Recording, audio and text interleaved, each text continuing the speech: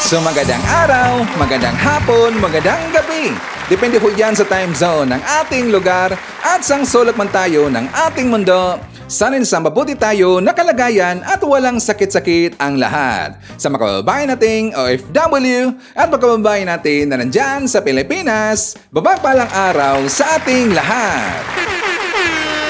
Okay, so mga kababayan ko, well, tuloy-tuloy lang tayo sa ating balita dito ng mga tamang balita at sagutin ang maling informations na ipapakalat ng mga fake news peddlers, ng mga anti-Marcos, lalong-lalo na ng mga pro-China ng mga vloggers mga kababayan.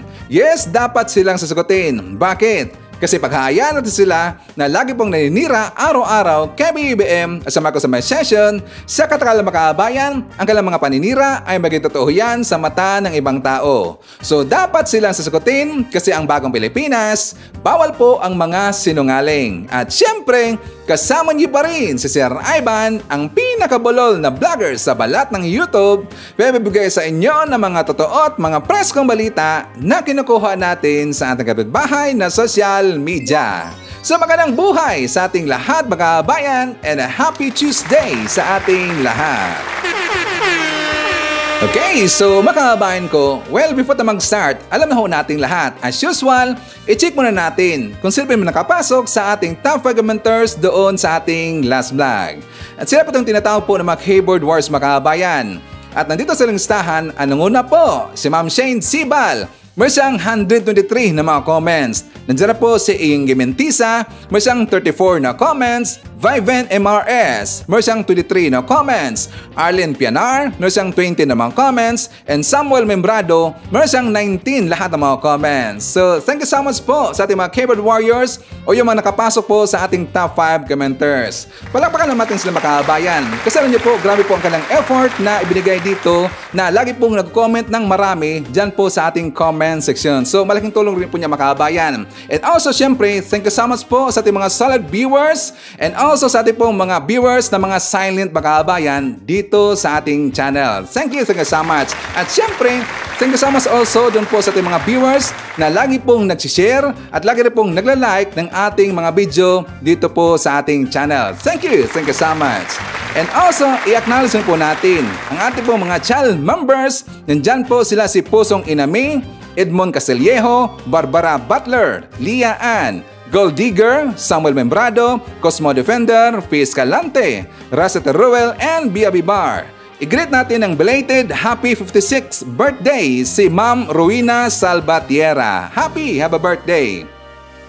At syempre, nandyan rin po ang ating mga early birds. Nandyan po sila si Monflower, hi to Jaime Ignacio, shoutout daw sa taga-Palumpon Leyte, taga Tinabilan, Sabang, Tabunok, Himarco at Kampokpok. Hi daw o shoutout kay Tia Toring, Tia Serena, Tia Binan at Tio Orting. Alam niyo ba yung Tia at saka Tio makahabayan? So kami po mga Bisaya, ang ginagamit po namin doon po sa in English, auntie at saka yung uncle. Kapag auntie makahabayan, Tia ang tawag namin yan. Kapag uncle naman, Tiyo po ang tawag namin yan. Well, I don't know po sa ibang mga sa iba pong mga lugar, pero sa amin po sa mga Bisaya, Tiyo at Tia, uncle or auntie makabayan. Okay? So, nandiyan na po kasama natin si Ma'am Maricruz Hernandez from North Carolina, USA. Hi to Barkadahan Forever FM. Nandiyan po si John Kuan. Hi to Tim Bien from Alaska. Liani Red. Hi to Pro Philippines. Leonardo Saliero. Nandiyan po si Emelita Williams from USA. Estila Libagin. Well, siya nga pala makabayan. Meron kasi nag-comment sa atin na sabi niya, Sir Ivan, palagi daw siyang nauuna po sa pag-comment. Pero bakit daw hindi ko siya na-shout out makabayan or na-bypass daw?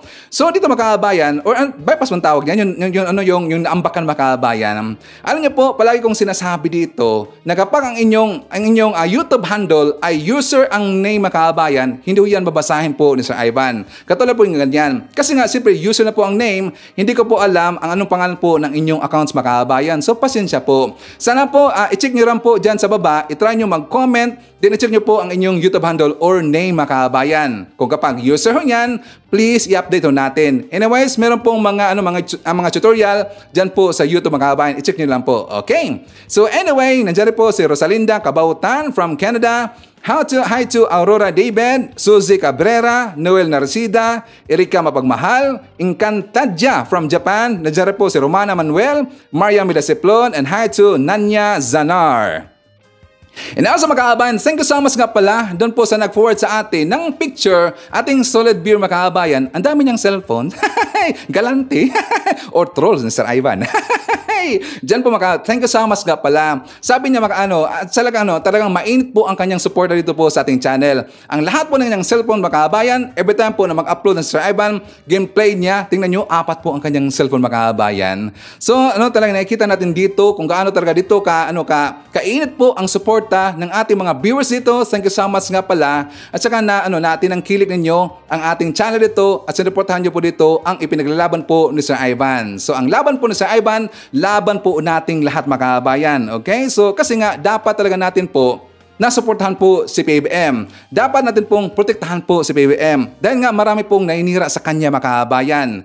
Ako po ay naniniwala po. Bakit nga pala sinuportahan po si PBBM? Kasi nga ako po naniniwala dito sa kakayahan po ni PBBM mga kaabayan. At nakita ko dito ang kanyang kakayahan, ang kanyang pagiging masipag po sa pagtrabaho po bilang isang leader natin or bilang isang presidente. So gusto ko dito na magtagumpay po ang ating Pangulo mga kaabayan. Bakit? Ang totoo po dito, ang inisip ko dito, ang aking pong mga anak mga kaabayan at ang magiging future po na mga apo ni Sir Ivan. So yan po ang inisip dito. So full support po sa Sir Ivan dito kay PBBM. Gusto ko na mag-success dito si PBBM, magtagumpay siya sa kanyang misyon na paunlarin po ang bansa Pilipinas. Ang makabenepisyo dito, ang ating pong mga anak, pati po ang ating mga apo mga kaabayan. So kaya nga full support po si Sir Ivan. Again, thank you so much po na sinamahan nyo lagi si Sir Ivan. So anyways, lalo na pag-usapan natin mga kaabayan. Siya nga pala, kumusta nga pala tayo? How are you today mga kaabayan? How is your morning? Sana po energy tayo ngayon at saka good vibes tayo mga kaabayan. Pasensyaan niyo po si Sir Ivan kahapon kasi wala tayo. Kasi di ba alam ho natin na minsan nandyan po si Sir Ivan kapag Monday. Kasi nga yung Sunday mga kaabayan, dito sa bansang Saudi Arabia, ang Sunday sa amin parang Lunes ho dyan. So kapag Lunes po dyan or Monday or Sunday ho dito, marami pong ginagawa po na mga projects or yung mga reports po si Sir Ivan. So minsan makapag-report tayo or makapag-vlog tayo sa Monday, minsan hindi rin po makakabayan. So pasensya po. Sayang nga ang dami pong pwedeng i-content kahapon makakabayan. Di ba nakita po natin last Sunday, meron pong inilabas po si PBBM na kanyang vlog makakabayan. Yung tungkol po doon sa kanyang plano, kung paano po doon matugunan yung traffic dyan sa Manila or sa mang lugar makakabayan. Nakita na ba natin? So check it po, meron pong vlog si PBBM. Kasi nga doon makakabayan, honestly, at least ipinakita po ni PBBM na mahirap talaga po tugunan po itong traffic natin dyan sa Pilipinas. Nasanay na nga tayo Pero at least ipinakita niya doon makakabayan ang kanyang mga plano at ang kanyang mga plano kapag matapos niya makakabayan, matutugunan po yung traffic natin dyan sa Pilipinas. So dapat full support po tayo kay PBBM. Maganda naman kasi yan, may siyang aspiration at meron siyang plano dito. Pero at least ang kanyang plano makakabayan, mga projects, ginagawa ho yan ng Marcos administration. So, palakpakan naman natin po si PBBM. So anyways, meron pong nag-forward sa atin po na comment at meron pong nag-comment kasi Ivan na haters. Sabi niya, kumpirmado daw na si Sir Ivan ay bayaran daw ng PCO makakabayan. Bakit na nasabi yan? Kasi nga ito'y tungkol po doon sa convolute between po ni Patricia Martin. Kilala ba natin si Patricia Makabayan Martin? Siya po'y ASIC dyan sa PCO. At meron siyang conversation doon po kay Kaki Raki. So marami pong nagtataka makabayan, bakit po nakalabas ang conversation na yan in talagang napakasensitibo po? Kasi meron silang hindi napagkasundoan doon. Parang pera yata makabayan or talagang pera. Meron po. Kasi itong siya nga pala. Kilala ba natin itong si Kakiraki? Kasi man tanong kasi sa akin, kilala ko ba daw itong si Kakiraki? Yes, kilala po. Maraming nag-isip dito makaabayan or pag-akala nila, ito pong si Kakiraki ay isang loyalista. Well, in fact, hindi po loyalista itong si Kakiraki makaabayan. Yes, I can assure you that hindi po loyalista itong si Kakiraki. Para siyang butterfly makaabayan. Kung saan mabango, andun siya. Alam niyo ba si Kakiraki or kahit po si Takeru Miyamoto, kilala natin si Takeru, alam na alam niya at kilalang kilala niya ito pong si Kakiraki kasi nakasama niya noon mga kabayan. Ito pong si Kakiraki, siya po siyang dilawan noon. So nung nakasense na siya na malakas po si PRD, bigla siyang nag-DDS mga kabayan. So nung pumasok na po yung election during po sa 2022 po na election mga kabayan, alam niyo ba na hindi niya ibinoto si PBM?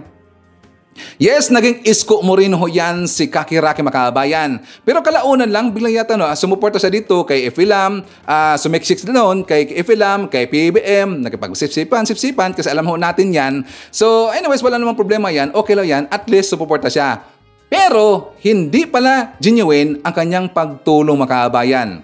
Bakit yan nasabi sa Ivan? Well, nakita natin sa convo na kung saan na tumulong daw siya dito sa pagsugpo po sa mga fake news versus doon kay mga paninira daw kay PBM, pati po doon kay Efilam mga kabayan. Pero matagal niyang ginagawa niyan. Saka talagang hardworking siya, nagtatrabaho siya dito, even po on weekdays. Gusto niya dito mga kabayan na na parang something na gusto niyang pakasuhan dito ng taga PCO si Maharlika, pati po doon sa mga naninira po ng first couple mga kabayan. Doon yata sila nag-umpisa. Pero siyempre alam niyo po, para sa akin, hindi naman kasi pwede dito na magkaso po. Sa totoo lang, kasi marami pong nagsasabi sa akin, bakit ayaw daw, or nagtanong kasi Ivan, bakit ayaw daw kakasuhan po ni Efilam at ni BBM yung si Maharlika? Or focus na tayo, si Maharlika mga kabayan. Alam niyo po, kapag papasok ka kasi bilang isang public servant or public figure mga kabayan at nandyan ka sa mundo po ng social media, dapat be ready ho tayo, talagang batikosin dito, or siyempre meron po yan, kapag batikos, may kasama rin po yan, iba na mga fake news mga kabayan. So dapat ready tayo dyan. Lalo na ikaw po ay presidente, or vice president, or first lady ka, or isa kang public figure, or nandyan ka sa gobyerno natin, dapat ready ho tayo, at dapat hindi po sila magkakaso mga kabayan. Talagang nasa mundo na talaga nila yan, na sila po ibabatikosin dito. So kaya nga, napansin nyo ba, hindi po nakakaso dito si Efilam kay Maharlika. Pero it's a good thing. Meron pong natira, ito pong si Hitad na ibang tao, mga personalidad na sila ngayon ang nagkaso doon kay Hitad mga kabayan. 'Di ba? Sila si Poe, sila po si Abel, sila po si Katonying, at saka meron pang isa yata, nakalimutan ko lang silang tatlo pala mga kabayan. So hopefully po pwede po ang PDEA. So sila po nakakaso dito. Pero si Efilam, wala siyang plano po magkakaso po kay Maharlika mga kabayan. At yan po ang totoo. Well, I am not sure.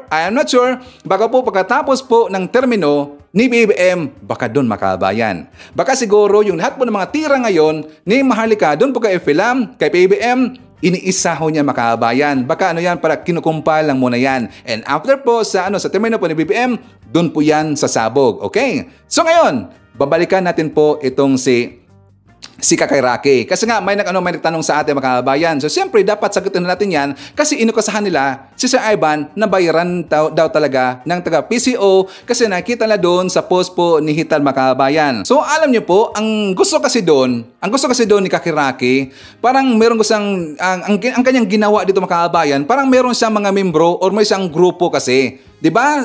Yan kasi pagkantindi ko dyan parang merong binuo po na grupo itong si Kakiraki mga kabayan. So ang kanyang grupo daw, hard worker sila. Lagi na silang nagtatrabaho dito, sinuportahan nila ang Marcos admin. At meron pong ginawa dito na parang grupo mga kabayan, parang tumutulong yata sila dito sa mga tao tungkol dito sa mga medical assistance. Pero ang problema kasi dito kahit mga kabayan, parang iniba niya kasi kaagad dito ang paggawa po ng istorya, parang merong money involved na mga kabayan or baka nabayaran po itong si Kakiraki. Kasi nga meron dong hinihingi itong si Kakiraki para po doon sa medical assistant mga kabayan.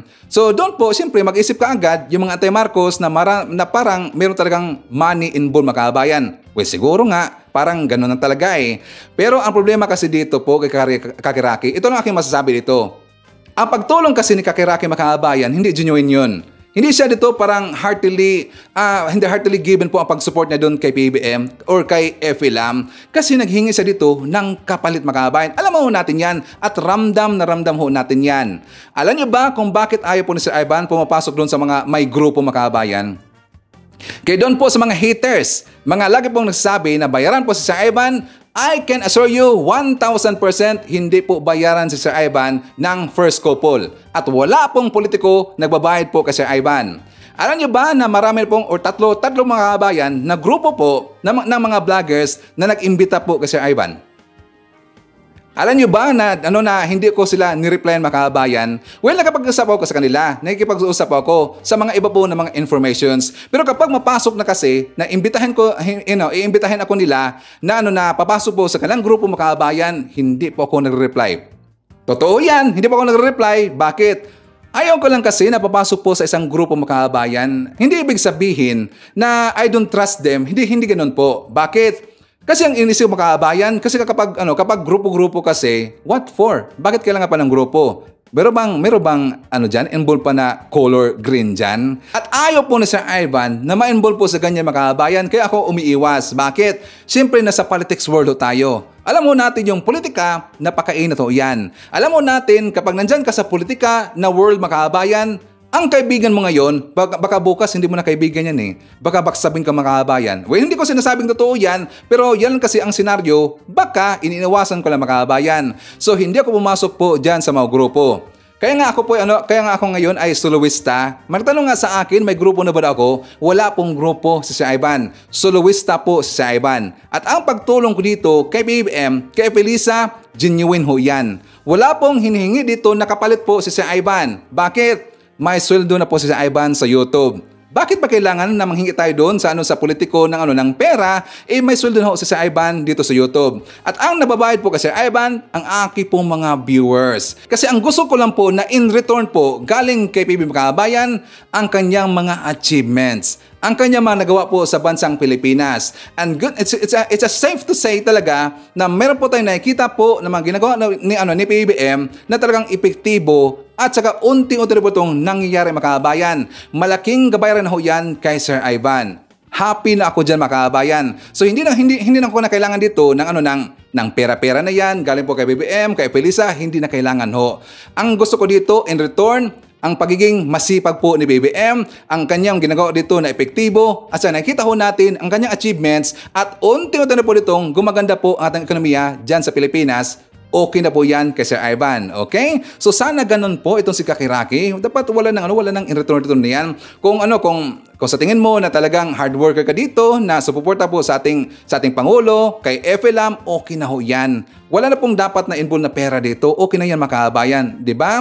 So dito po sa ating mga haters, wala pong grupo si Sir Ivan at wala pong nababayad po kay Sir Ivan na mga politiko, okay? Honest to Sir Ivan.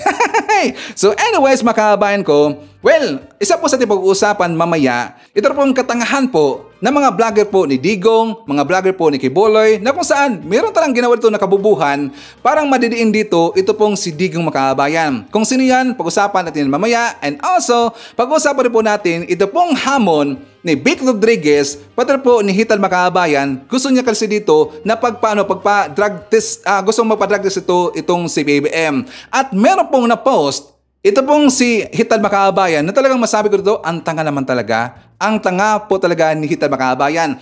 Mamaya, i-debunk natin yan. And also, pag-usapan rin po natin yung pong comment ni BP Sara tungkol dito po sa West Philippines si Makabayan. Yes, nagsalita na po itong si BP Sara and no comment pa rin po. No comment. And of course, pag-usapan rin po natin, ito rin po yung mga banat po, mga paninira po ng mga anti-Marcos. And also, pag-usapan rin po natin yung sinabi po ni BBM, pagsupalpal niya doon po kay Kibuloy Makabayan. At syempre, marami pang iba. Alam niyo po si Sir Ivan, marami itong binibitaw ng mga pasabog every time na maglalabas tayo ng mga bagong balita dito sa ating channel. Okay, so before na mag-start mga kabayan, well, siyempre, kukumustahan ko muna kayo at saka shoutout natin ang ating mga pinalangga po ng mga legends, ang ating mga senior citizen. Hello po, kumusta? I'm hoping po na nasa maayos kayo na kalagayan. Kukumustahan rin ng mga kabayan ang mga pinalangga natin na mga Marcos loyalist. At siyempre, nandiyan rin po makababayan nating DDS all over the world. Harder mga kabayan, lalong-lalo na. Maraming salamat sa Unity supporters. Hello guys, thank you so much sa ating mga returning viewers, sa ating mga solid supporters ng Sir Ivan, mga Suki Listing Channel, thank you so much at maraming salamat sa mga viewers na hindi nag-skip ng ating mga commercials. Thank you so much. At syempre, welcome rin po natin ang ating po mga new subscribers, mga bagong pasok Listing Channel, welcome to the family and thank you po for appreciating our channel. At syempre, nandiyan rin po mga kababayan nating mga Pinklawan at saka yung mga Dilawan. And also po sa ating mga haters, welcome po dito sa ating channel. Siya nga pala mga kababayan, mantanong rin po kasi Ivan, ano daw yung ibig sabihin ko dito sa mga sa mga flashcards, yung ipinapakita ko to sa aking gilid, dyan rin po sa aking intro mga kababayan. Di ba napansin natin, may mga balita rin po. Yan po yung tinatawag ko ay mga mini balita. Sa ating po mga bagong viewers dito, kasi nga nagtataka sila mga kababayan, nagngangoda ko dito, nagdadal ko dito, pero iba kasi ang nakikita nila na screenshot dyan sa gilid. So yan po yung tinatawag natin po na mga flashcards or mini balita. Ang iba dyan, mga ibang balita lang mga kababayan. So ang iba dyan, mapag-usapan natin, pero ang iba rin po dyan, hindi rin po natin mapag-usapan. So parang parang trailer mga kababayan. Parang trailer lang ho yan. So at least alam na ho nating lahat. Okay? So una po sa pag-uusapan mga kababayan, well syempre, good news muna tayo. Bago na pupunta doon sa mga paninira po ng mga anti-Marcos, doon po sa mga mait na mga issue, well dito muna tayo po sa good news na kung saan ang ating pong mga farmers doon po sa Bago City mga kababayan sa Negros Occidental, nakatanggap po ng tulong galing po sa ating gobyerno. At saka personal rin po na pinuntahan po ni PB Makabayan. So nabigyan sila dito ng 2,000 plus yata ng mga farmers. Nabigyan sila dito ng land titles, nabigyan sila dito ng mga machineries for farming machineries, pati po yung mga fertilizers Makabayan at saka marami pang iba. So for more details, let's watch this. Sa lahat ng naging katungkulan ko bilang Pangulo, ito ang aking paborito, na matapos na ang pagbigay ng mga titulo, ang parcelization ng mga consolidated CLOA sa ating mga magsasaka. Ang ating pagtitipon dito sa Bago City ay patunay na ang inyong pamahalaan sa pangunguna ng Department of Agrarian Reform ay hindi tumitigil sa pagtupad ng aming pangako na mamamahagi ng mga lupang sakahan sa ating mga benepisyaryo. Sa ating pagtataguyod ng bagong Pilipinas, layunin natin ang sabay-sabay na pag-unlad kung saan walang sino man ang maiiwan sa pag-aasenso. Itong programang pang-agrikultura ng pamahalaan natin ay nagpapakita lamang na seryosong pagkilos ng administrasyon upang matulungan kayo na magkaroon ng higit na kakayahan, kasanayan at mga pagkakataon sa pag-unlad. Malagod kong ipinapaalam na wala na po kayong babayaran na amortization. Burado na po ang inyong utang sa Land Bank.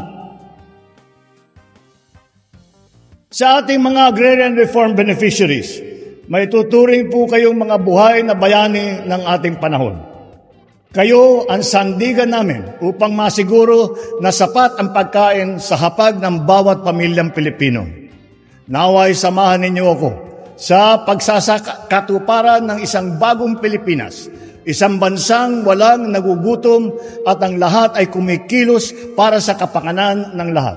Finally, after so many years, pagkatapos ng ilang taon, i-award natin sa kanila ang maging mga titulo nila.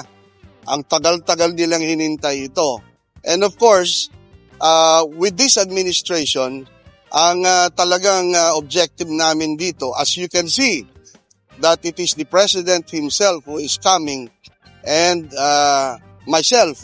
So we are bringing government closer to the people.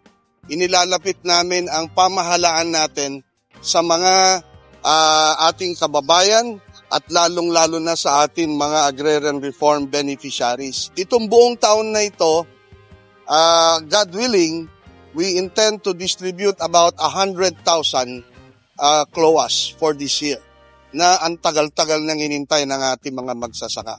Itong pamimigay ng titulo ay hindi sapat. Dapat may kasamang mga support services ito.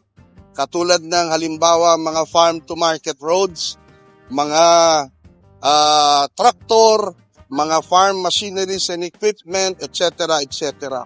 And then, Siyempre, ito yung tinatawag ng ating mahal na Pangulo na government as a whole approach na hindi lang DAR ang gumagalaw para matulungan ang ating mga agrarian reform beneficiaries. Kung hindi pati nandyan ang Department of Agriculture, nandyan din ang Department of Social Welfare and Development, at lahat pa ng mga departamento na magtutulong-tulong kami. Kasi hindi lang naman pinag-uusapan ng lupa, hindi lang naman yung support services. Kailangan din natin pag-aralin ang mga anak ng mga magsasaka. Kailangan natin tignan ang kanilang kalusugan. Lahat-lahat yan mga bagay na yan. Napakasaya namin na nandito kami, tapos mamit namin si President na binigyan pa rin kami ng pharmacy na laking tulong to sa amin.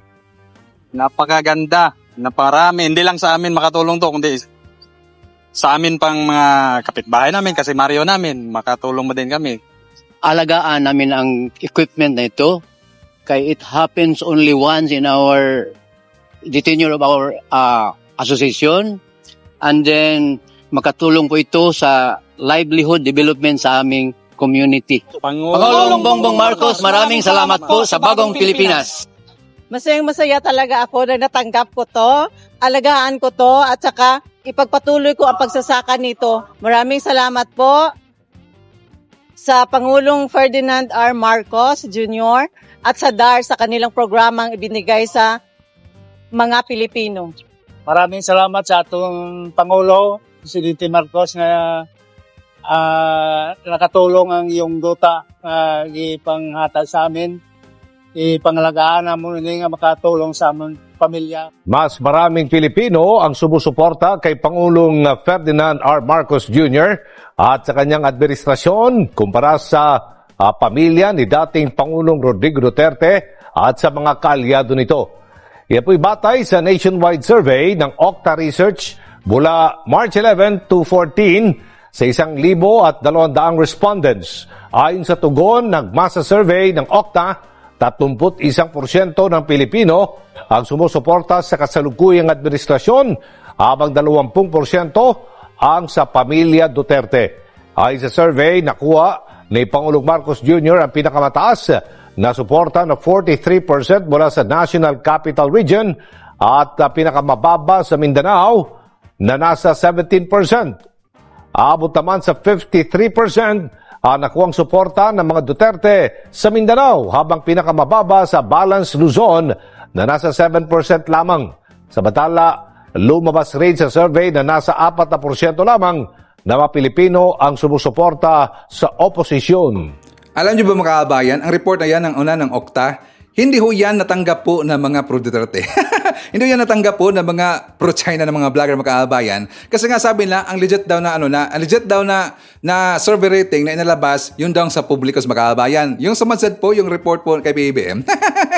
Kasi nga, gusto nila na yun po ang makikita po ng taong bayan na sumansad po yung survey rating po ni PBBM, ang kanyang approval rating, pati po yung trust rating mga kabayan. So yun po ang kanilang laging ibinibida, yung report po ni Malutequea na publikos. Pero dito po sa report po ng Okta Research, kitang-kita natin na marami pong sumuporta dito sa mga Marcos, sa Marcos kaysa doon sa mga Duterte makabayan. So yun po ay legit. Bakit? Alam niyo ba na merong umatake ngayon? Ito pong si Kolokoy. Alam niyo ba yung Kolokoy?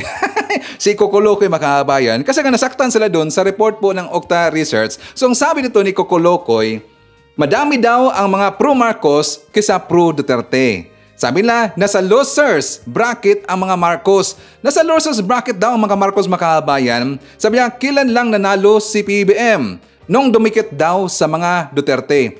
Okay lang ba sa mga loyalista na nandito na nanalo lang daw si PBBM dahil dumikit daw sa mga Duterte makabayan? What do you think? Agree ba tayo, mga Marcos, pati po sa mga loyalista? Agree ba kayo na nanalo lang si PBBM dahil dumikit po sa mga Duterte? Please, comment down below. Babasahan niya mamaya, Sir Ivan. Okay? So, alam niyo ba mga kabayan? Tapos, sampalin natin sila ng ebidensya. Alam niyo ba yung mga loyalista, matagal ho yan? Ang Marcos Loyalist, 1949 mga kabayan, nandyan na ho yan. Marcos Loyalist sa panahon pa po ni Apu Lakay, nandyan na po si mga kabayan. At talagang malaki po talaga Talagang napakalawak po ng network po ng Marcos Royalist at marami pong mga membro po na Marcos Royalist mga kababayan. Yan po ay noted. Pati nga yun, pati nga sabi po ng ibang kampo, yung ibang mga kulay mga kababayan, sabi talaga nila at inamin talaga nila na marami pong mga Royalista. Kailan lang ba nabuo ang DDS or Duterte diehard supporter mga kababayan? Alam niyo ba na nabuo po yung mga DDS is somewhere 2012 to 2013 mga kababayan. Yun po yung panahon po na si Digong, siya po yung mayor po ng Davao City. Doon po nabuo po ang DDS mga kababayan. Versus sa mga Royalista, 1949, pero ang DDS 2012 to 2013 mga kababayan, dyan po nag-start. So siyempre, until now, nandyan na po yung mga DDS mga kababayan. Pero mas nauna po ang mga Royalista. Isipin nyo lang ho yan, 1949. So ang ibig sabihin, malaki po marami po ang mga maka-Marcos mga kababayan. So kasi nga, hindi nila matanggap yan. Kasi nga dahil dito po, sa nilabas po na research, ilabas po dito na survey po ng Okta Research mga kababayan. So at least, alam na ho nila kung ano dito ang totoo. Hindi po katanggap-tanggap at ayaw po yung tanggapin po ng mga Royalista na nanalo lang po si BBM dahil dumikit daw sa mga Duterte. Ano ba kung sa totoo lang, kung talagang confident dito si Pipi Sara na mananalo siya bilang presidente mga kababayan, do you think may kinig siya doon kay Senator Amy Marcos? Kasi nga ang nangingganyo dito kay Pipi Sara, natatakbo lang bilang vice presidente si Senator Amy Marcos mga kababayan, pero hindi siya iningganyo dito ni BBM.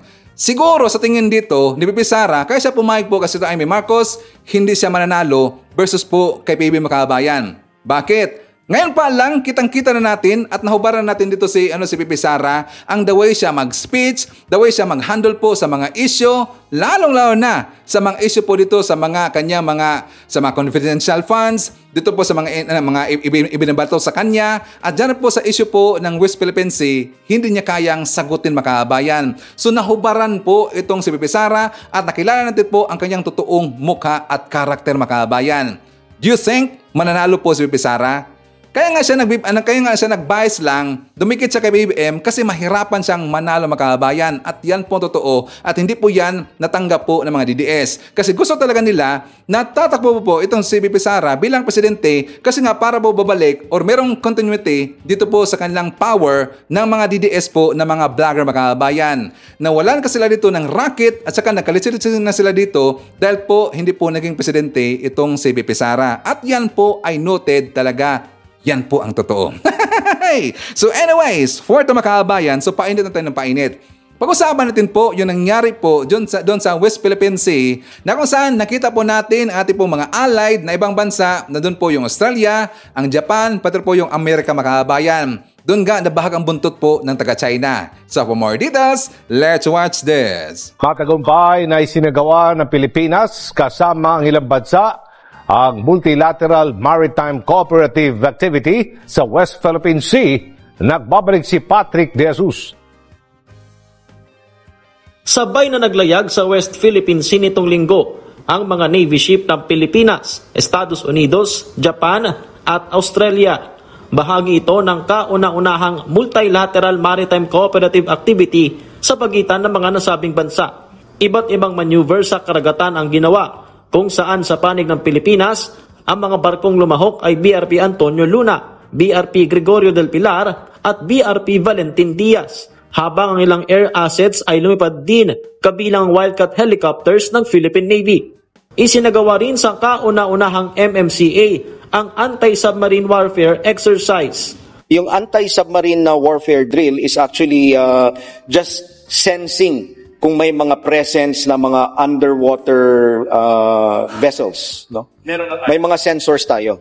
May tuturing naman na matagumpay ang MMCA sa kabila ng presensya ng dalawang barko ng People's Liberation Army Navy ng China na namataan sa layong 6 nautical miles mula sa aktibidad. Successful po yung nangyaring exercise natin. We were able to achieve all the objectives that we have set forth. Ngayon, while they were doing the exercise, we noticed the presence of 2 PLA Navy ships, no, in the distance. Pero wala naman pong ginawa itong mga Navy ships na ito para i-block or hadlangan yung ginagawa nating mga exercises. So tuloy-tuloy naman, naging successful yung ating multinational maritime cooperative activity.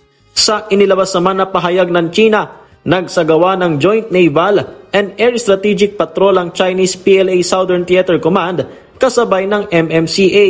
Pero ayon sa AFP, hindi nila ito na-monitor. Wala naman pong ganong nangyari, no?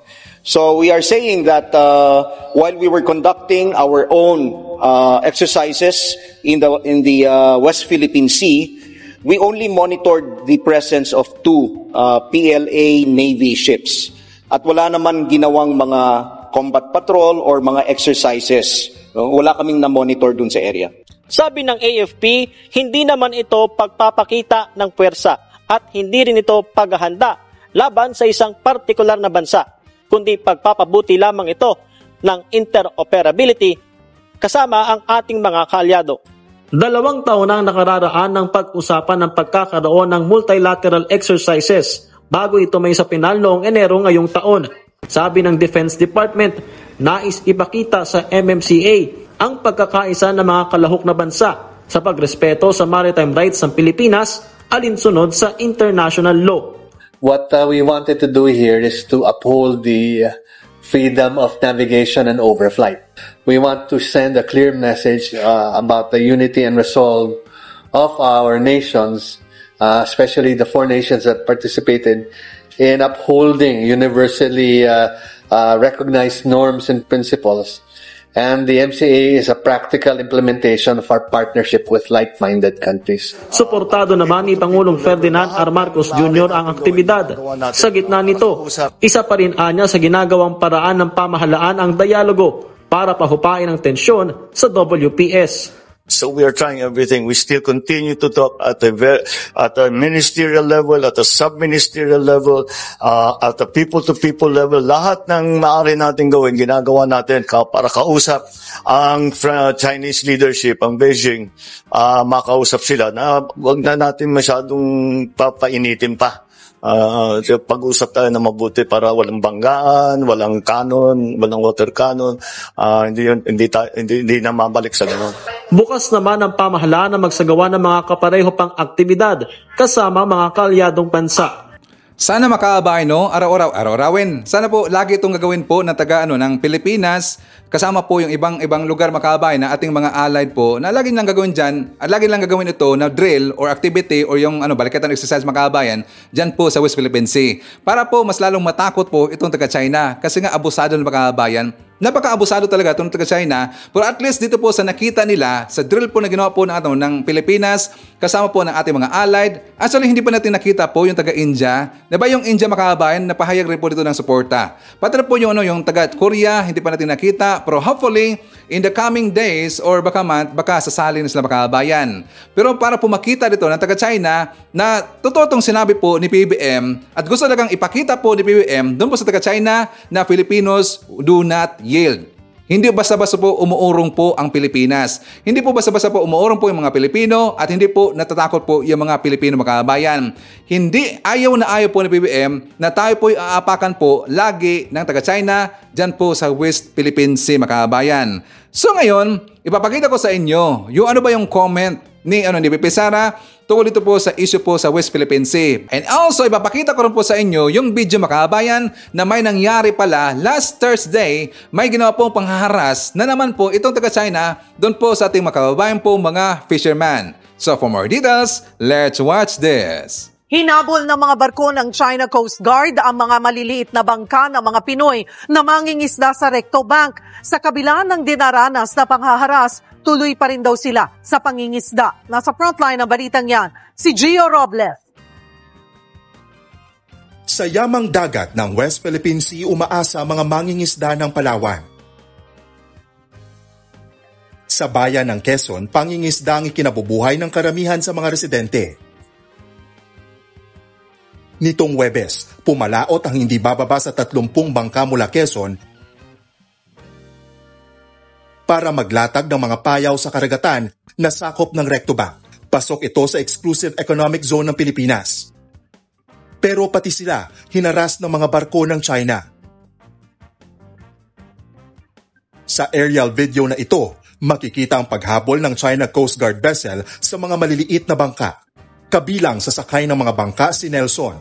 Kwento niya, hindi ito unang beses na binuntutan sila ng mga barko ng China sa Recto Bank. Yun sir, yung ginagawa nila pag nakikita nila kami, lumalapit sila sa amin bago lang nagatakbo sa gilid, bago biglang maneuver sa harap. Mahigit 10 beses ang laki ng mga barko ng China kung ikukumpara sa mga bangka ng mga mangingisda. Kaya naman lubhang mapanganib para sa kanilang delikadong pagmamaniobra ng Chinese vessels. Kwento ng ilang mangingisda, tila pagmamay-ari na ng China ang Recto Bank. Tandang-tanda pa raw ni Rodel nang palayasin sila ng mga tauhan ng China Coast Guard. So, nung mga una-unang biyahe namin, meron ding nangaras na, binawaan kami ng speedboat nila. Yan ang pinapahabol sa amin. Dahil wala silang kalaban-laban, halos maiyak daw sila sa pangaharas ng mga Chino. Minsan parang maiyak ka talaga sa na delikado ang buhay pero wala tayong magagawa dyan kasi trabaho man natin. Kwento naman ni John, nakakagalit man ang ginagawa sa kanila ng China, wala raw silang magawa. Kahit mga payaw nila pinuputol pa. Kasi yung iba, minsan nagtataka na, pagkalaot namin, andun pa, pagkabalik namin, wala na. Siguro, lang din, timing din talaga na walang makikita, ganun. Para sa mga mangingisdang isang kahig, isang tuka, pipiliin pa rin nila na bumalik ng Recto Bank. Titiisin daw nila ang kamay na bakal ng China, wag lang magutom ang kanilang pamilya. Nagpaliwanag si Vice President Sara Duterte kung bakit tikom siya sa isyu ng tumitinding tensyon sa West Philippine Sea. Nasa frontline ng balitang yan si Marian Enriquez. No comments. I think comprehensive na yung statement ni Congressman Paulo Duterte about me and the West Philippines. I think that question can better be answered by the Department of Foreign Affairs and the Secretary of the Department of National Security. Ito ang sinabi ni Vice President Sara Duterte sa gitna ng usapin ng patuloy na pangaharas ng China sa West Philippine Sea. Inulit niya ang sinabi noon ng kanyang kapatid na si Davao City Representative Paulo Duterte na dapat ay idirekta sa kalihim ng Department of National Defense at Foreign Affairs ang issue sa West Philippine Sea at hindi kay VP Sara na kalihim ng Department of Education. Kasunod yan ang panawagan ng ilang grupo na dapat magbigay ng pahayag ang bise kaugnay ng tensyon sa pinag-aagawang teritoryo. Natanong din ang bise sa pangunguna niya sa SWS Presidential Survey. Napakalayo pa kasi ng 2028 para natin pag-usapan siya ngayon. Ang ginagawa lang natin ngayon at kailangan natin gawin lahat ay magtrabaho muna, mag-contribute. Yan bang gusto nyo maging presidente makabayan? Hindi kayang ipaglaban po ang mga Pilipino. Hindi po kayang ipaglaban po ang ating teritoryo, ang West Philippine Sea. Sabi niya, no comment. Okay na daw yung sinabi po ni Pulong Duterte makabayan. Diba sabi ng Pulong na hindi trabaho po ni Pipi Sara ang sumagot po sa issue ng West Philippine Sea. Sabi ni Pipi Sara na dapat daw ang sumagot dito yung Department of Foreign Affairs or DFA. Diba? Sabi niya yan. Pero bakit kaya pong sabihin yan, ikondina ng mga mababatas, ng mga senador, kabataan, yung mga pro-Marcos, loyalista, mga pinklawan, bakit kaya lang sabihin yan na kinondina nila ang ginagawa po itong harassment or pamubuli po ng taga-China sa ating kababayan pong mga Pilipino? Bakit hindi kaya po yan sabihin ni Pipi Sara makabayan? Bakit? Kasi playing safe siya. Playing safe kasi si Pipi Sara makabayan. Kasi kapag siya magdadaldal sa dito against po sa taga-China, mawalan sila dito ng suporta po from China, mawalan sila dito ng funders makabayan. Yan naman talaga ang rason. Wala namang ibang rason eh. Kahit kayo makabayan, ano bang maisip nyo dito? Ang hindi niya pasagot dito, di ba, dahil po yan sa taga-China, kasi nga sila ito yung mga pro-China at ayaw nilang magalit po ang taga-China sa kanila makabayan. Bakit? Sa dating po na eleksyon, baka hindi sila ito susuportan po ng ganun. Di ba? Correct ba I'm wrong? Okay, so pag-usapan rin po natin makabayan kasi nga si Pipi Sara, ang DepEd, meron kasi lang inilabas po na advisory tungkol doon sa mga sa klase po, sa classes and tungkol po ito sa mga teachers makabayan. Ang post kasi ng taga-DepEd, advisory, April 7, 2024. In order to allow learners to complete pending assignments, projects, and other requirements all public schools nationwide shall implement asynchronous asynchronous classes, distance learning on Monday, April 8, 2024. Medyo late na makabayan. So dito ang kanyang word po na asynchronous, napansin kaagad yan ng mga netizen. Kasi alam po ng mga netizen na yan po ay wrong spelling makabayan. Di ba nakakahiya talaga? DepEd yan, Department of Education, pero wrong spelling ang pinost mo na advisory makabayan. Asan pa po sa mga netizen, isa na po sa nakapansin yan, yung pong si Mayor Albi Benitez makabayan. I think mayor siya na ng Bacolod ba, if not mistaken, si Albi Benitez. Isa dito sa nakapansin. Pero gin-correct niya yan makabayan. Sabi dito, sharing the DepEd advisory regarding the implementation of asynchronous. So merong kasing kulang po na letter na letter O makabayan. So wrong spelling po yung si DepEd. Ito po ang correct po na punos po ni Albi Benitez. Di ba nakahiya talaga eh. So alam nyo ba makabayan, ang dapat pagsabihan dito kung hindi man si BP Sara ang nag-post niyan or yung kanyang mga scriptwriter, ang kanyang mga tauhan dito, mga troll niya ang nag-post po diyan sa DepEd, dapat pagsabihan niya na next time, be careful tayo kasi sila po dito ay DepEd makabayan. So yung spelling wrong na yan, yung wrong po na spelling na yan, mag-reflect ho yan doon kay BP Sara makabayan. Siguro, totoo naman talaga eh. May pagkaano talaga eh.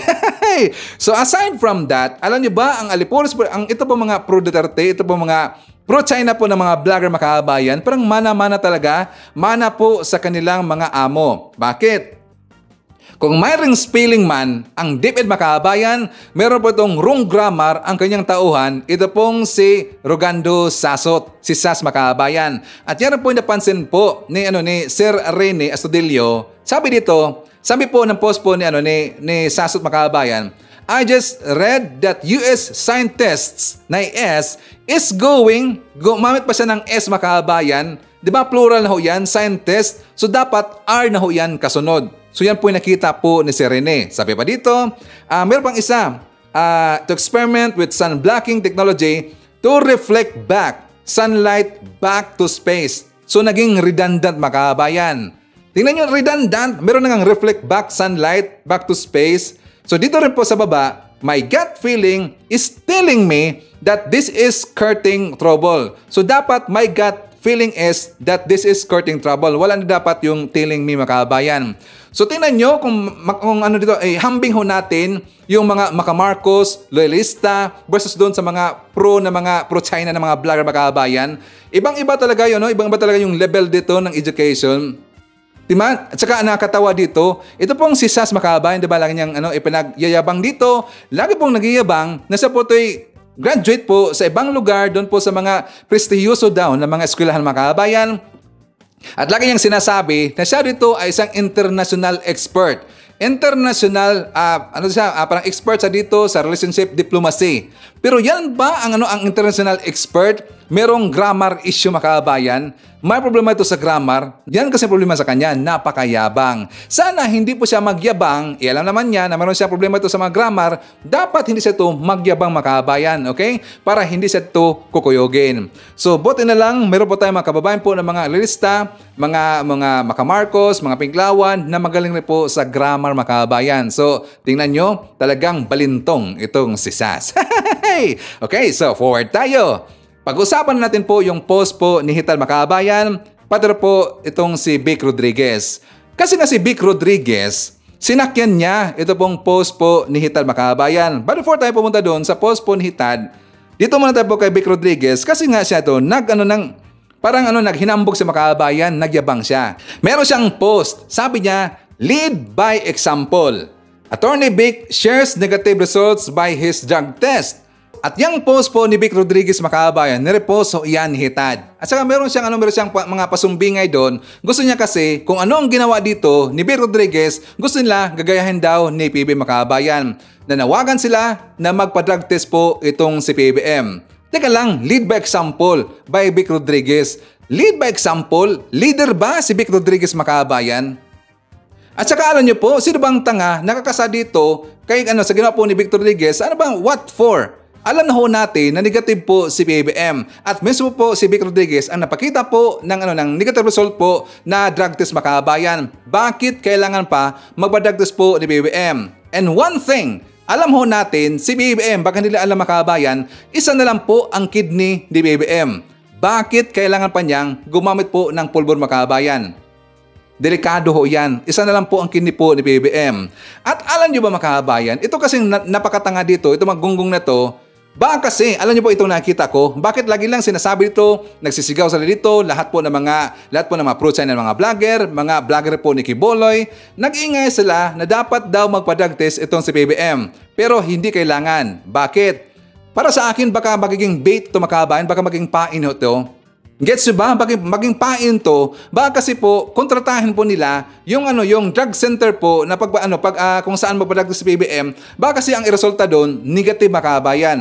Kaya hindi na po kailangan po magpa-drug test po ni PBBM.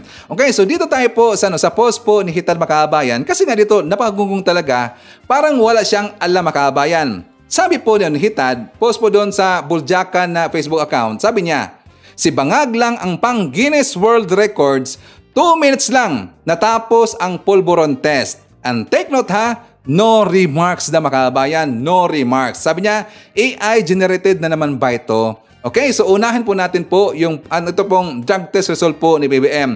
Kasi sabi po dito ni Hitad, sabi niya 2 minutes na daw mga kababayan. 2 minutes na daw. Pero ang substance dito na pinagkukunan po ng test mga kababayan is only cocaine. Isa lang po. So 2 minutes lang. Hindi ba nakatry itong si Hitad mga kababayan ng pregnancy test? Or naka-pregnancy test ba itong si Hitad? Bakit si Ivan? Di ba ang dali lang po magpa-test mga kababayan, pregnancy test? Ganon rin po yan sa drug test mga kababayan. Kukuha po dito ng urine at tapos ilagay po yan sa devices po mga kababayan. Katulad po ng parang yung urine test mga kababayan. Napaka-easy na po at napakadali na po yan. So it takes 2 minutes to 3 minutes. Ganon na po yung kadali. Siguro dito po kay BP Sara kasi sabi niya, bakit daw matagal dito kay BP Sara mga kababayan? Kay BP Sara umabot yata, if not mistaken, ng 4 hours mga kababayan. Mga 4 hours po bago po na-release po ang report. So 4 hours. Pero kung titingnan ho natin yan, ang dami po ng test po kay BP Sara mga kababayan. Doon po sa kay PBBM, di ba ang inisisigaw na dito, baka gumagamit na ng pulburon mga kababayan, ng pulburon, so cocaine. So siyempre doon sa nakapokus po si PBBM, pero sandali lang ho yan makuha po ang result mga kababayan. Dito kay BP Sara, ang dami po niyang pinatest. Meron tong phencyclidine, amphetamine, barbiturates, basta lahat mga kababayan, ang dami po. So umabot po ng 4 hours. Probably, meron pong substance dyan na matagal po ang test mga kababayan. Or probably, baka lang po na ang gumawa po ng result, ang gumawa po ng report na yan, baka natagalan po, baka nag-recess, nag-break time, just binalikan lang po mga kababayan after 2 hours or 3 hours. And after that, meron ng result, dyan na po siya nagbigay po ng result, ng resulta mga kababayan, ng result date. Guess ba si Ivan? Baka nagkaganon. Doon po sa kay PBBM, madali lang ho yun kasi nakafocus na po sa isa po na substance mga kababayan. So kaya nga 2 to 3 minutes na po lumabas po ang result po kay PBBM. So anyways, before na mag-forward po sa ating next topic mga kababayan, i-shout out na natin. Nandyan po si Ninita Cara Giorgos, hi to Rose Guevara, Luis Emilio Bragado, nandyan po si Planas Tampos, Nonoy Floren Hills, hi to Idna Akbayan, Evangeline Rerolle, M.S. Arino, hi to Liza Cabagnot, nandiyan po si Vivencio Biscocho, hi to Ashen, Tinkerbell, nandiyan po si Roy Miranda, hi daw sa kay Roy na nandiyan sa Al Sadhan Nasim Riyadh, hi to Rene Vicente from Santa Maria, Bulacan, nandiyan po si Tessie De Jesus, hi to Rodolfo Rabor from Tansa, Cavite, nandiyan po si Jeriel, si Jimboy of Cute Cebu Pardo, hi to Lydia Tirado. Okay, so makahabahan ko, pag-usapan na po natin yung ibig kong sabihin na meron talagang tanga dito na vlogger po ni Kibuloy at saka ni Digong Makabayan. Ito pong si Pambansang Lulis sa Makabayan. Bakit Sir Ivan? Doon po sa kanyang vlog, day ago Makabayan, meron siyang sinabi doon na ex-President Duterte tinago si Pastor Kibuloy. Tingnan nyo, tapos meron siya ipinakita po na picture Makabayan So kapag meron po makakita po na pulis, maisipin na dito, aba itong vlogger to may alam to. Itong vlogger to, sinabi niya na ito pong si Digong may alam nito kung saan natatago po itong si Kibuloy mga kababayan. Which is alam na alam talaga ni Digong saan nagtatago itong si Kibuloy. Kasi nga sila dito ay kaibigan mga kababayan. Siyempre alam po ni Digong saan po nagtatago, or baka nandun po sa property ni Digong nagtatago po itong si Kibuloy mga kababayan. Diba? Napakalaking tanga talaga itong mga vlogger na to. Sabi ko nga sa inyo, ito pong mismong mga vlogger po ni Kibuloy or ni Digong, sila dito po ang magbabagsak po nilang dalawa mga kababayan, kay Digong or kay Kibuloy. Sila po ang magbabagsak. Bakit? Ginamit lang po nila dito itong si Kibuloy, ginamit lang po nila dito itong si Digong. Pero din doon po sa kanilang mga thumbnails, sa kanilang mga vlogs, talagang mawiwindang dito yung mga Duterte at malalaman dito ng taong bayan kung ano dito ang totoong pagkatao po ni Digong pati po ni Kibuloy mga kababayan, at ano dito ang alam po ng mga vlogger doon po kay Kibuloy. At sana po sa ating mga kababayan po mga kapulisan, bakit hindi nyo naisip na meron pong bunker ito pong si Kibuloy? At sinabi na ho yan noon ng ng isang pastoral makabayan, di ba? Na meron pong hidden bunker ito pong si Kibuloy. Malamang nandyan lang po siya. Doon po sa kanyang property, nandyan po nagtago makabayan. Merong underground po na bunker. At sana po halugugin nila lahat po ng area po ni Kibuloy, at dapat po tanungin yung mga pastoral kasi alam nila saan po ang hidden bunker po or underground bunker po ni Kibuloy makabayan, di ba? Okay, so ipapakita ko muna sa inyo. Ito pong vlog po ni Mike Abe, kasi nga talagang sinabo niya dito, pinulbos niya dito, ito pong mga pro-Digong at pro-Kibuloy po na mga vlogger, mga anti-Marcos makabayan. So for more details, let's watch this. Mga anti-Marcos vlogger or followers nila ang pwedeng lalong makasira at hindi makatulong sa maraming mga kasong kinakaharap ngayon ni Apollo Kibuloy. Kaya ko po ito binabanggit na ganito kasi ang lumalabas, pinaniniwalaan at pinagkukunan ng impormasyon ni Kibuloy ay mga vlogger anti-Marcos. Ibig sabihin, ito yung mga vlogger na walang nakitang maganda, lahat ay masama at sumisilip ng lahat ay negatibo laban kay Pangulong Marcos. Nakalimutan itong mga vlogger at nakalimutan din ni Kibuloy na ang kanyang kaso ay nasa korte. Hindi na politika ito. Kaya yung pagkampi sa kanya, anuman ang kapalit na ginagawa ng mga vlogger, delikado yan. Nako, ang advice ko at paniniwala ko, mas damihan mo Kibuloy na marami kang kakamping abogado na magtatanggol sa iyo, mas makakatulong. Pero yung maniwala at magdagdag ka ng mga vlogger na magtatanggol sa iyo, kalaboso ang aabutin mo. Kasi ang media, social media, especially ang vlogger, hindi yan husgado. At hindi yan papakinggan ng husgado, ng korte. Malamang makasira pa pag tumalakay sila ng mga isyo na may kaugnayan sa kaso. Kaya yung mga fake news, paninira, nang i-impluensya para siraan ang ating gobyerno, ginagamit lang kayo, naggagamitan kayo. Ginagamit ka nitong mga vlogger na ito sa kanilang mga interes. Kung ano man ang kapalit niyan, hindi ko rin alam. Kasi mula nang mag-imbita kayo at magpunta dyan sa Davao, yung mga vlogger na ngayon ay nag-iingay para ipagtanggol ka, ay katingin ko delikado. Again, ulitin ko, mas kailangan mo abogado para maging officer of the court sa korte bilang kinatawan mo. Yang mga vlogger, mga fake news, paninirang ganyan, hindi yan katanggap-tanggap sa korte. Mas magpapalala yan. Maniwala ka, pag hindi ka naniwala, iwan ko lang. Bahala ka. Ako naman ay sinasabi ko lang po yung mga pwedeng mangyari at nangyayari. Diba? So, ganon. Kasi ang kanyang dating lalabanan ng gobyerno. Hindi niya nirerespeto ang batas. at posibleng gamitin niya yung mga social media. At ang source ng kanyang information ay galing sa mga anti-Marcos vlogger. Wala kang makukuhang kabutihan dyan. Negatibo. Ikaw ang magsasuffer dyan. Ikaw ang maiipit niyan bandang huli. Kasi hindi ka naman may sasalba ng mga vlogger na yan. Hindi ka naman may sasalba ng mga pinanguhugutan mo ng impormasyon na yan. Pag nagkawindang-windang pa, nagkasanga-sanga pa yung statement ng mga tagapagtanggol mo at iba doon sa diskarte ng mga abogado mo, delikado yan. Mapapahamak ka. Ayan, di ba? Well, sana mayroong maglakas ng loob na kontrahin ang iyong pa-pride o prinsipyong ginagawa ngayon. Or sana ay maniwala ka sa mga advice ng mga matitinong abogado. Dahil ako naniniwala, hindi ka i-advise ng abogado sa kapahamakan mo. Ang alam nila yung batas, gagawin nila ang tamang proseso na harapin ang warrant of arrest, harapin ang kaso sa husgado, at yan naman ang sinabi mo, dalhin sa korte at haharapin mo. Ngayon nasa korte na, tinataguan po pa. Kaya ang dating ngayon, hindi lang pagtatago, takas ka na, wanted ka na, parang gano'n ang dating. Tumatakbo yung 10 days na ibinigay ng korte ng Davao sa Law Enforcement Agency, Police at NBI para hulihin ka.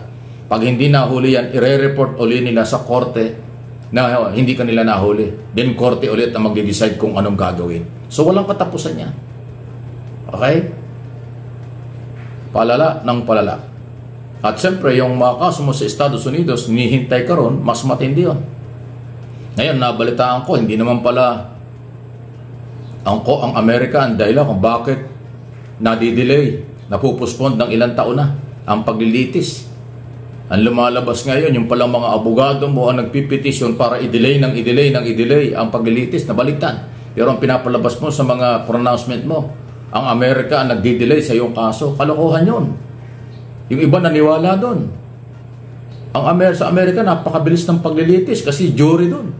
Ilang hearing lang doon, tapos na. At saka ayaw nila na matagal na kaso, hindi naman katulad dito sa Pilipinas na inaabot ng taon-taon, ng maraming taon bago matapos ang kaso. Sa Amerika, walang ganon. Mabilis, lalo na kung mga hindi naman sensitibo or may mga matibay na complainant, madali ang paglilitis doon. So nabaliktad, pinapalabas ng kampo nyo, ang Amerika ang nagdi-delay ng paglilitis doon sa maraming kaso. Sabi ni Kibuloy, 43 daw yung kaso sa Amerika. At meron siyang 20 abogado nag-aasikaso doon. Teka muna, parang baliktad. Kayo pala yung nagpipetisyon para i-delay. Naloko na. Anyway, so update lang yan. Kung sino man talaga nagsasabi ng katotohanan dyan, ang matindi dyan, buhay na buhay yung mga complainant. Naghihintay yung mga complainant sa Amerika. At ang FBI, mabuti lang at balita ko, kahit na yung mga complainant doon, na problema talaga, pero ngayon yata may trabaho na sila. Magaganda na rin ang buhay mula nang umalis sila sa inyong samahan o sa inyong relihiyon. Balita ko magaganda ng buhay. Yung iba nagkapamilya na, yung iba nagtatrabaho na, pero willing pa rin umarap sa korte at papanagutin. Ganun po dun sa mga di umanid biktima. Mukhang mas marami yata yung complainant na Pilipino at ibang dayuhan nandun sa Estados Unidos kaysa dito sa Pilipinas. Kasi nandito ayaw magreklamo, iba't natatakot. Takot daw. Ewan kung bakit natatakot. Pero tapos na sinabi ni Kibuloy na hindi siya magpapahuli ng buhay. So kahit nag-anong karami ng warrant, siya talagang hindi magpapahuli. Masyadong mataas ang pride niya. At kahit na anong gawin, hindi daw siya susurrender. So mabigat yan. Kaabang-abang. Alam mo kung nag-surrender, voluntary na nag-surrender from day one, nakipag-coordinate sa mga kinaukulan from day one. Tapos na itong kasong ito. Malamig na yan. Kaya naman uminit. Dahil din sa kanya mataas ang pride. Fried chicken. Fried chicken. Doon pa sa sinabi po na ni Mike Abe Makabayan, sabi niya, saan daw mayroong maglakas loob dito ng mga vlogger na sasabihin po doon kay Kibuloy na magpakita na Makabayan. Sasabihin niya kanila yan, nakabenepisyo sila kay Kibuloy Makabayan, talagang protektahan nila ito si Kibuloy at talagang ayaw na sabihin yan. Bakit? Siyempre, malintikan sila kay Kibuloy Makabayan. Lalo na yung mga bangag tiros. Hindi kaya yan. Hindi kaya po ni Bayad by Makabayan. Sabihin mo yan na, Kibuloy, mapakita ka na. Harapin mo na yung kaso mo doon sa sa korte, doon po sa Senado. Naalala ko kasi noon Makabayan, di ba itong si Kibuloy, sabi niya, ayaw niyang humarap doon sa kaso o sa hearing doon sa Senado kasi nga Senado ng Makabayan. Gusto niya dalhin daw ang issue o ang kanyang kaso doon po sa korte. Ngayon meron na siyang kaso diyan sa korte, ayaw ng Makabayan, nagpalusot. Kasi nga sabi niya, baga daw gurgurin siya ng mga puti ng Amerika kasi daw Makabayan, parang napa-feeling siya daw, parang feeling trista siya dito, pa-feeling pa-importante Makabayan. Nakatawa talaga At saka, ang nakatawa pa dito kay Kibuloy, di ba sabi niya, siya po ay appointed son of God, Makabayan. Ito po yung napakaklaro po na ebidensya na hindi po yan totoo at marami siyang inuto dito. Bakit? Meron pang isang appointed son of God na sasabi dito na ayaw niyang magpahuli ito ng buhay, Makabayan. Gunggong talaga Di ba ang ating Panginoon si Jesucristo, kusa siyang sumuko po sa mga kawal, Makabayan. Di ba yung trinador siya doon kay Judas. So nandun po yung mga kawal, siyempre sumama sa Makabayan, di ba? So dapat ganun po itong si Kibuloy. Bakit hindi niya kaya ang gawin po ni Jesucristo, Makabayan? Di ba sabi niya, appointed son of God siya? Nakatawa naman. So anyways, ipapakita ko rin po sa inyo yung pagsagot po ni PBBM doon po kay Kibuloy, Makabayan. So for more details, let's watch this. Tiniyak ni Pangulong Ferdinand R. Marcos Jr. na magiging patas ang pagdinig sa mga kinakaharap na alegasyon ni Pastor Apollo Kibuloy. Yan ang ulat ni Daniel Manalastas. May hirit si Pangulong Ferdinand R. Marcos Jr. kay Pastor Apollo Kibuloy. Kasabay nito ang pagtitiyak ng presidente sa proseso sa pagdinig ng mga kinahaharap na alegasyon ng religious leader. It seems to me a little bit tail wagging the dog, ang tawag, na siyang magbibigay ng kondisyon sa gobyerno doon sa kaso niya, akusado siya sa warrant of arrest. So, I mean, we will exercise all the compassion to Pastor Kibuloy. We've known him for a very long time, and ang mapapangako ko, all the proceedings will be fair. Now, as to the involvement of the United States, malayo pa yan That's going to take years yet. So I don't think that's something he needs to worry about, quite frankly. Habang kung si Vice President Sara Duterte naman ang tatanungin, ganda yung development na meron ng kaso na nasa tamang forum, nasa tamang venue, nasa loob ng mga korte. Ngayon, kung ano man yung desisyon ni Pastor Kibuloy na gagawin niya, ay personal na niya na desisyon yon. And I'm sure pinag-isipan niya yan. Si Senator Risa Hontiveros naman may maanghang na tirada at hamon kay Kibuloy. Kasunod ang pahayag ng religious leader sa pamamagitan ng isang audio recording kung saan inilahad niya ang kondisyon niya. Pastor Kibuloy, lumabas ka na sa lungga mo. Total, nagpapa-interview ka naman sa mga vlogger. Magpa-interview ka na rin sa amin sa Senado. Kung totoong matapang ka, ulitin mo lahat ng mga sinabi mo tungkol sa Senado. Dito sa Senado. Patunayan mo, ganyang pa ring kabastos ang mga salita mo pagkaharap mo na kaming mga senador. Hindi ka namin uurungan. Sa audio recording ni Kibuloy nitong weekend, naglatag ito ng kondisyon para siya lumitaw. Agad naman binara ni Justice Secretary Jesus Crispin Remulla si Kibuloy. Sinabi nitong hindi siya maaaring magtakda ng kondisyon. Ang mabuti, sumuko na lang daw siya base sa sinasaad ng batas. Nagbigay naman ng legal opinion si Senator Francis Tolentino kung ano na ang kahihinatnan ni Kibuloy. Ang sa akin dito, siguro igalang yung karapatan ni Pastor kung pwede siya mag-file ng, available kasi ito sa magpiyansa. Mag-file ng bail at gamitin niya, exercise niya yung karapatan niya. As a law-abiding citizen, sundin po yung batas. Pero ang kaso niya doon, baka hindi alam po ni Tolentino Makabayan na yung kaso niya doon sa Pasig City ay hindi non-billable yun. Kasi ang kaso niya doon is qualified human trafficking. So kapag qualified human trafficking, wala non-billable yung Makabayan. Baka niya alam. Baka siguro ang alam niya, yung pong kaso po doon sa Davao City kasi billable yung Makabayan. Pero ang kaso niya doon sa Pasig, hindi po billable Makabayan. So doon po malintikan itong si Kibuloy. Kaya alam niyo po, klarong-klaro talaga na guilty po si Kibuloy Makabayan. Guilty talaga kasi nga kapag hindi siya guilty, klaro niyang haharapin po ang kanyang mga kaso, harapin niya yung hearing po doon sa Senado Makabayan. Diba? Simple as that. Sinabi niya na nga niya noon na yung mga kaso niya ay napakasimple lang daw. Diba? Tapos sabi pa niya noon Makabayan na, or baka hindi alam po ng taong bayan na ito pong si VP Sara Makabayan, ito po ay talaga ito po nilaglag ni Kibuloy. Kung maalala ho natin, doon po sa kanyang audio recording Makabayan, nasabi niya na yung mga witness daw, mga bayaran. Ito, isa po si VP Sara ang nag-tip po doon kay Kibuloy Makabayan. Kasi sabi niya, alam daw ito ni VP Sara, alam niyo po ito ng ibang kasama niya Makabayan. Na banggit doon ang pangalan po ni VP Sara. So, ibig sabihin, ang nabibigay nito ng tip po kay Kibuloy, yun pong si VP Sara Makabayan. Pero nawindang pa rin po lahat. Diba? So, dapat talaga harapin po yan ni Kibuloy para makita ang katag Makabayan.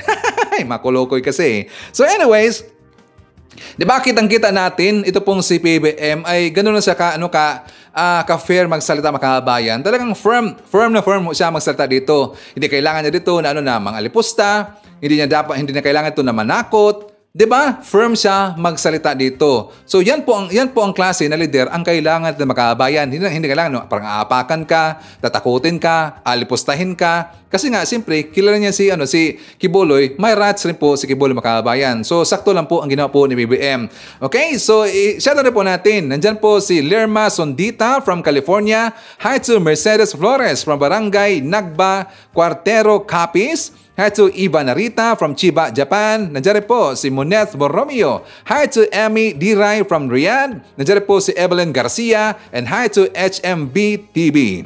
Ibabakita ko sa inyo Makabayan yung vlog po ni Attorney Claire. Kasi ito po tungkol po doon sa sinabi ni Secretary Boying Remulla na sabi daw ni Secretary Boying doon kay Kibuloy na dismissible po or madali rin pong madismiss itong kanyang mga kaso Makabayan daw ni Kibuloy. Sabi pa nga ni Boying na dismissible daw. Pero ano ang nangyari? Biglang bumaliktad Makabayan. So for more details, let's watch this. Sabi niya lang, nakausap niya, di ba? At ang sabi daw ni SOJ Remulla, ka-dismiss yung kaso. So in other words, nakakausap kayo? Samantalang may pending case ka, may pending petition ka sa SOJ. So ganun ka talaga kalakas. Ganun sila ka-close. Oo. O tandaan natin, partner, siya naman ang umamin. So yung kaso niya, partner, na you supposed to be lupa sa Prayer Mountain, partner. Supposed to be ise-sequester daw yun. Alam mo ba yun? Pero anong nangyari? Pero ang sabi ni Pangulong Duterte, huwag pumayag. So di nilakad. So nandiyan pa rin, hindi na sequester. Saka yung mga kaso niya, partner. So sino naman ang kapit niya doon? Basta ang sabi ni Pangulong Duterte, huwag kang pumayag. So meron na naman siyang doon, partner, kadikit. Kasi ang sabi niya lagi siya nagpapasalamat kay Tatay Diggs. Ang sabi niya, nung may kaso siya, partner, si Tatay Diggs ang lumalakad. At pinupuntahan ang dapat puntahan. So bahala na kayo kung anong ibig niya sabihin yan, partner. Pero na-dismiss yung case. Okay? Nabanggit mo kanina, special mention ang pangalan ni SOJ. Yes. Kasi at that time, partner, Pangulo na si PBBM. Okay. So parang ang dating, ano ba to? Kasi partner, tandaan mo, 2020 kasi na-rule na ma-dismiss sa Davao City yung case. So ang nakapetition na yan doon sa panahon na ni halos panahon na ni SOJ Remulla. Okay?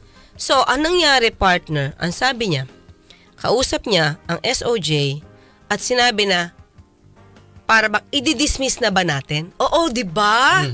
Close. I-dismiss na ba natin? So, ang sabi daw... Pero hindi naman direktamente, yun ang sinabi ng pastor.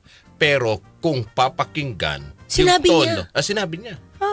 Binanggit niya, diretsahan. Yes. Oo. Talaga. Di ba mga kayubi, yun ang pagkakasabi niya. And then, sabi niya, ang plano,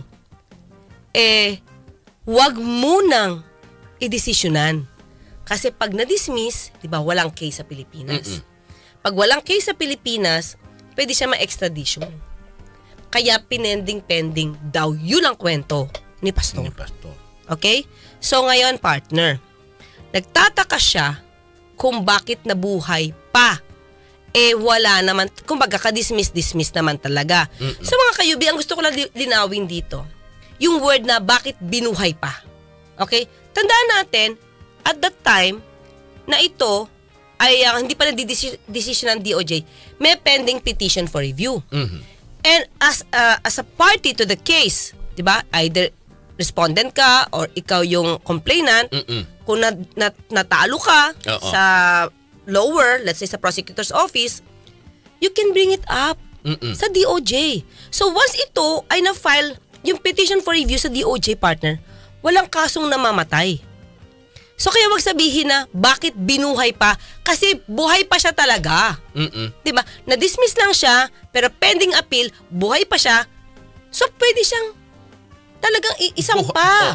Pwede pa siyang i-recommend for filing. For filing. Okay. Now, sabi mo nga, doon sa mga pahayag ni Pastor Kibuloy, ang sinasabi nga niya, sa kanyang revelation, na nabanggit ni SOJ Remulla, na ka-dismiss naman. Yung kaso. Oo. Okay. Sa iyong pananaw, partner, sa iyong okay, bilang abogado, gaano ba kabigat itong kaso? Okay. Gaano ba kabigat itong mga kaso na isinampa kay Pastor Kibuloy dito ito sa Davao? At ito ba ay simple lang at pwede basta lang ma-dismiss? Yan. Okay. Malamang nadinig mo na sinabi niya, simple lang daw yung mga kaso niya. Partner. Para at least mabigyan din natin ng linaw. Tandaan mo, partner, child abuse ang pinag-uusapan natin and maltreatment. Okay. Diba? Hindi ko lang kasi alam kung anong klaseng child abuse kasi bailable. So definitely hindi siya papasok sa rape. Diba? So it might be acts of lasciviousness in relation to Child Abuse Act. Kung di ako nagkakamali, partner, mabigat din ang penalty to, kulong din to. At hindi to probationable kasi yung ban pa lang na na inano sa kanya, na kailangan niya i-post.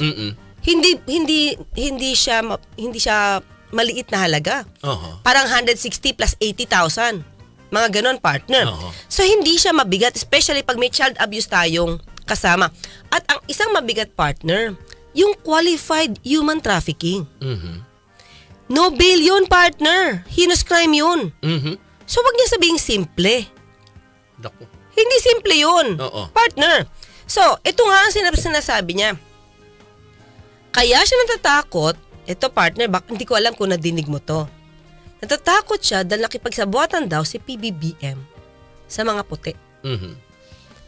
Na ibibigay siya sa kamay ng US. Kaya, kumbaga, ang dating, hindi siya makalabas. Because of that, partner, tandaan natin. Ang kaso, mga kayubi ito ang kaso ay pumapatak na karoon ng warrant 2021. So, yung federal warrant na issue ito against Kibuloy, November 10, 2021.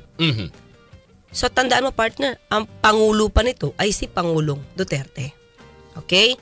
So, nagkaroon ng FBI wanted poster February 2022. Pangulo pa ni si Pangulong Duterte. Partner, hindi ko alam halos ito mga kayubi, hindi ito masyado nadidiscuss sa mga news natin. Diba? Okay. At tandaan natin mga kayubi, marami siyang mga activities na lumalabas siya. Wala siyang fear. Bakit? Bakit wala siyang fear, partner? What do you think? Dahil nasa administrasyon siya. Yes. Ganun lang yun. Dahil ang Pangulong Duterte pa, ang Pangulo. Close sila, pati ng Pangulo. Malamang, partner, kung sanggang dikit talaga sila, meron usapan to na hindi kita isusuko sa US kahit ano pa ang mangyari. At mga kayubi, yan ang inaasahan niya. Dito sa administrasyon niya. Yes, kay PBBM, kaya nga sinasabi niya na parang walang utang na loob si PBBM, sinuportahan kita. Diba? So ngayon, mga kayubi, kay PBBM, in-expect niya na magiging malaya pa rin siya lumakad-lakad. Kasi mga kayubi, nung nagkaroon ng campaign, nasa labas si Pastor Kibuloy. Lumalabas yan. Pero nakabanggit ba siya ng kahit katiting na fear? Tungkol sa mga US, partner? Tungkol sa kaso niya sa US? Wala. Wala. So ngayon, anong fear niya, partner? Kasi sabi niya, di ba, ready naman siya sa kaso sa US. 22 lawyers meron siya. O bakit ka ngayon na tatakot? Dahil daw sa extradition, rendition. Partner, ito lang, logic lang mga kayubi. Kung totoo, na nakipagsabwat, na wala namang ebidensya, partner, i-assume natin, nakipagsabwatan si PBBM sa US, partner. Bakit paggagamit ng extradition, extraordinary rendition, kung pwede naman pabilisan? Oo, yung pagdakip. Oo, yung extradition na legal. Dadakipin din naman, isusurrender. Diba?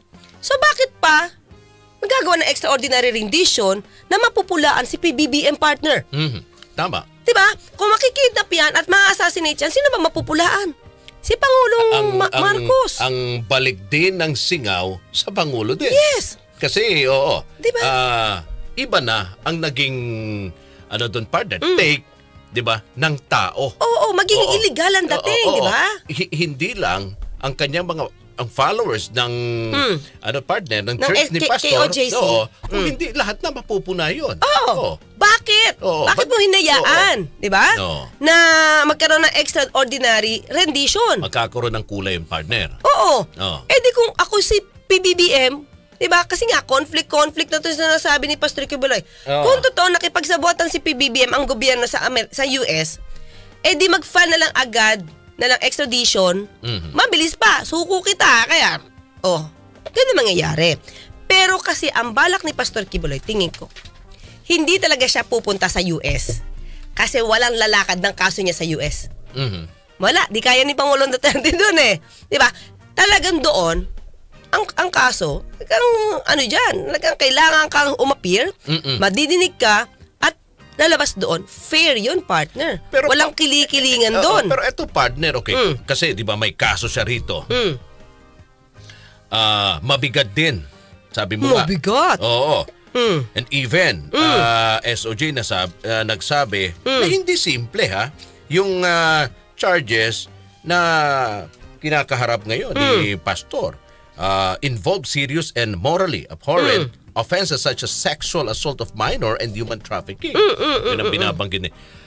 Now, kung nahuli at naaresto, partner, kinulong itong... At may partner, gusto ding paarestuhin ng US? Ng US. Paano mangyayari yun? Kasi may kaso din siya rito na dapat niyang harapin. Ang sabi kasi ganito, partner, siyempre, kailangan, hindi naman pwedeng isuko natin agad sa US. Kailangan kasi may extradition. Extradition. Maghihiring pa yun dito, partner. So, pagka na-approve naman, nag-grant ng extradition, tayo, yung local, mismo ang magbibigay. Ite-turn over. Ite-turn over natin sila sa US. Pero meron nga siyang existing kaso din na dapat niyang harapin. Pwede nga daw, ang sabi, nung nadinig ko, partner, ng mga taga-DOJ, pwedeng parallel.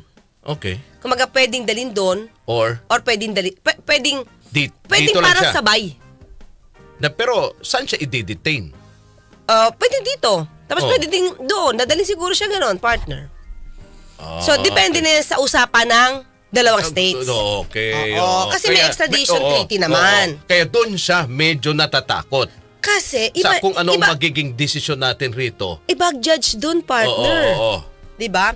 Kung dito nga sinasabi mo, although syempre in fairness sa SOJ, hindi natin didinig.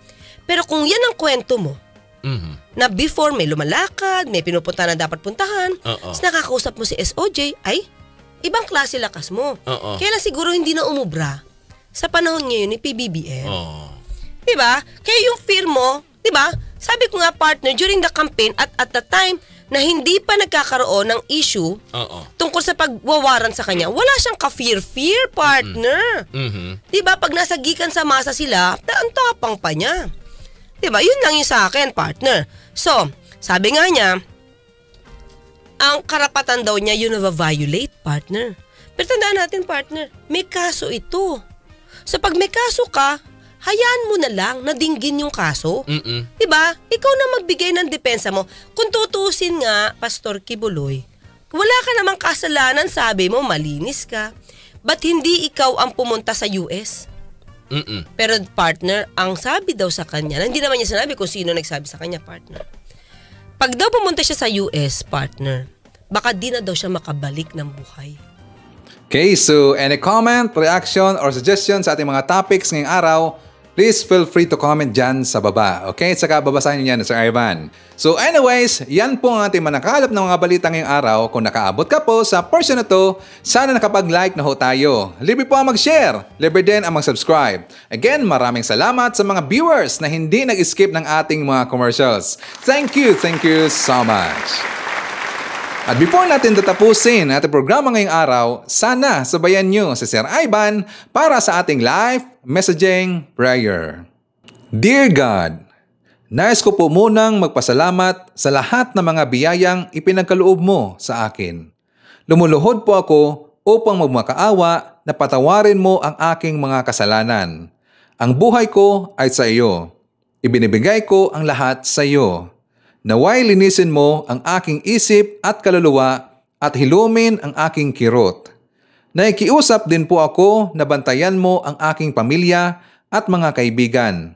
Pinasasalamatan at pinupuri po kita. Sa ngalan ng ating Panginoong Hesukristo, Amen. So maraming salamat mga kababayan, and I hope to see you again on my next video.